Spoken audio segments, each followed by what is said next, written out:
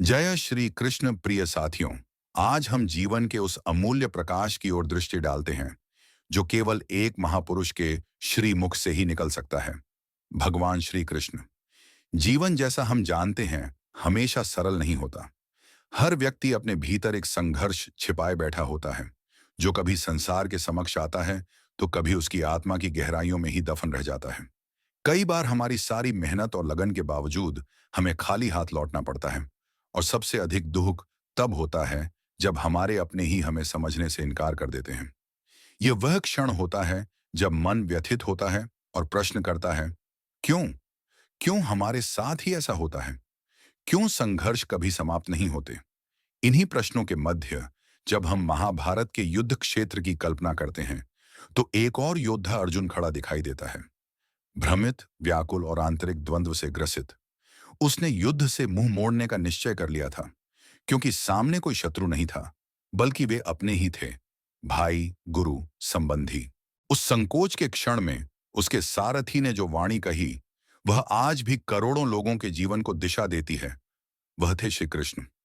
श्री कृष्ण ने अर्जुन से कहा, हे पार्थ, यह समय मोह या शोक का नहीं है। यह वह घड़ी है जब तुझे अपने कर्तव्यों का निर्वाह करना है, न कि भावनाओं में बह जाना। कर्म पर तेरा अधिकार है, फल पर नहीं। ये वाक्य मात्र शब्द नहीं थे, बल्कि जीवन का गूढ़ विज्ञान थे। आज जब हम हर काम के परिणाम की चिंता में जीने लगे हैं, तब गीता हमें याद दिलाती है कि हर कर्म पूजा है, जब वह निष्काम भाव से किया जाए। जीवन में कई बार हम भी अर्जुन जैसे हो जाते हैं, जब विपरीत परिस्थितियों में खड़े होकर निर्णय लेना कठिन हो जाता है। ऐसे समय में हमें एक मार्गदर्शक की आवश्यकता होती है, एक ऐसा सूत्र जो हमें भ्रम से बाहर निकाल सके। श्री कृष्ण का ज्ञान वही सूत्र है जो हमें न केवल समस्याओं का समाधान देता है, बल्कि जीवन जीने की कला भी सिखाता है। उन्होंने यह सिखाया कि जब मन विचलित हो जाए, जब दृष्टि धुंधली पड़ जाए, तब आत्मा की आवाज सुननी चाहिए, क्योंकि वही सत्य है। उन्होंने अर्जुन से कहा, मनुष्य का सबसे बड़ा शत्रु उसका असंयमित मन है। जो अपने मन को जीत लेता है वही सच्चा विजेता होता है। आज जब हमारे चारों ओर इतनी बेचैनी, अस्थिरता और लालच फैला है, तब श्री कृष्ण का यह उपदेश और भी अधिक प्रासंगिक हो जाता है। ध्यान और आत्मविचार ही वे साधन हैं जिनसे मन को स्थिर किया जा सकता है। यही साधन पांडवों ने अपने वनवास काल में अपनाए थे, जब उनके पास बाह्य संसाधन नहीं थे, लेकिन आंतरिक शक्ति भरपूर थी। महाभारत के प्रत्येक पात्र से हमें कुछ सीखने को मिलता है। भीष्म पितामह से कर्तव्य परायणता, द्रौपदी से आत्मबल, युधिष्ठिर से सत्य का पालन, और कर्ण से यह चेतावनी कि अंधनिष्ठा कितनी घातक हो सकती है। कर्ण की त्रासदी इस बात की गवाही देती है कि यदि हम सही और गलत का विवेक खो दें, तो महानता भी पतन की ओर अग्रसर हो सकती है। यही कारण है कि श्री कृष्ण बार बार धर्म की महत्ता पर बल देते हैं। वे कहते हैं, धर्म की रक्षा करो, धर्म तुम्हारी रक्षा करेगा। ध्यान दें, धर्म का अर्थ केवल धार्मिक कर्मकांड नहीं, बल्कि सत्य, न्याय, करुणा और आत्मनियंत्रण है। श्री कृष्ण का जीवन स्वयं इस बात का प्रतीक है कि चाहे परिस्थिति कैसी भी हो, यदि आप सत्य के पथ पर हैं, तो अंततः विजय आपकी ही होगी। कई बार अधर्म की विजय तात्कालिक प्रतीत होती है, परंतु दीर्घकाल में धर्म ही विजयी होता है। आज जब हम हर दिन नई चुनौतियों का सामना करते हैं, कभी नौकरी का तनाव, कभी संबंधों में टूटन, कभी आत्मविश्वास की कमी, तब श्री कृष्ण का ज्ञान हमें भीतर से शक्ति देता है। वे कहते हैं, अन जो सुख दुख, लाभ हानि, जय पराजय में सम बना रहता है, वही स्थिर बुद्धि योगी है। यह समत्व की भावना ही मनुष्य को शांति और संतुलन प्रदान करती है। जब हम भीतर से स्थिर होते हैं, तभी हम बाहर की दुनिया में सही निर्णय ले सकते हैं। हम देख सकते हैं कि यह ज्ञान केवल धर्म ग्रंथों तक सीमित नहीं है, बल्कि जीवन का व्यवहारिक मार्गदर्शन भी है। यह ज्ञान हमें भीतर की शक्ति से जोड़ता है, जो हमें हर प्रकार की परिस्थिति में संतुलन बनाए रखने की प्रेरणा देता है।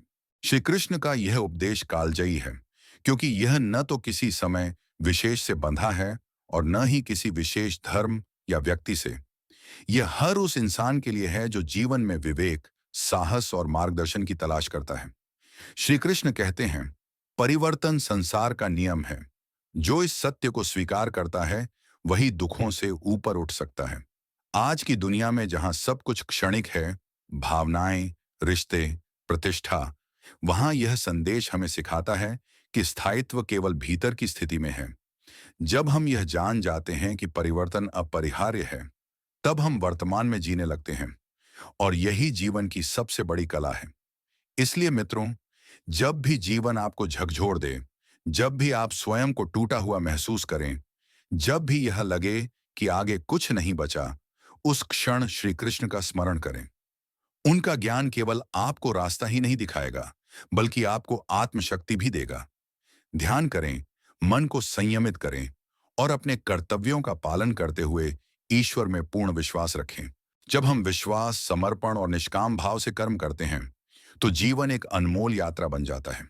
अंत में यही कहेंगे, गीता केवल ग्रंथ नहीं, बल्कि चेतना का वह स्रोत है जो हर आत्मा को प्रकाशित कर सकता है।